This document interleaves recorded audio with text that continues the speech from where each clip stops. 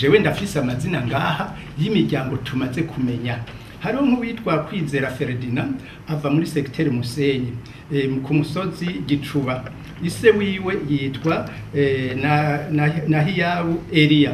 Nibagende kuri uwo musozi batohoze bumve yuko uwo muntu ahari bamutwereke. Turazi ko yapfuye muri abo kuko muri rya foto naberetse hariho uwamumenye atuni naka. Hanyuma hari undi yitwa Ngendanzi Eri nawe nyene yarapfuye ava muri secteur Gafugwe ku musozi witwa Kibambwe. Ise wiwe yitwa Ngurinzira. Bagende barabe yuko uwo muntu ahari nibasanga ahari bamutwereke twe tuzomera yuko twabeshe.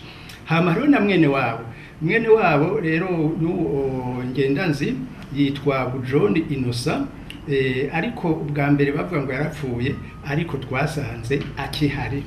Hama hari witwa Bugabo Arma nawe nyene yarapfuye ava muri secteur Kibuye ku musozi Kibuye. Ise wiwe yitwa Gasinito. Nibagende barabe uwo muntu rero ko akihari.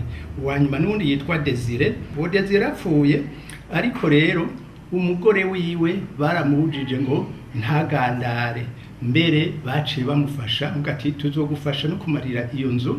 Izo ri nkuru twagiye turaronka hanyuma ubu rero atandaza mu isoko bamuhaye mutaye kutandaza mu isoko. Ise rero wo Desire yitwa Augustino. Hanyuma hari ubundi rero nawe nyene umwe twavuga yuko yari yapfuye yitwa Bizindavyi alias Cukeyi. Uwo rero twari tuzi ko yapfuye ariko mu nyuma twaramenye yuko yavunitse ukuguru gusa ava muri secteur Musenye ku musozi witwa nawe nyene Gicuba. Ivyo rero ni ivyemezo vyerekana yuko twe inkuru dutanga ariyo. Abavuga yuko atari byo haba ngwe bw'igipolisi nibagende batohoze baduhe igihushanye cy'iki twiko turabaha.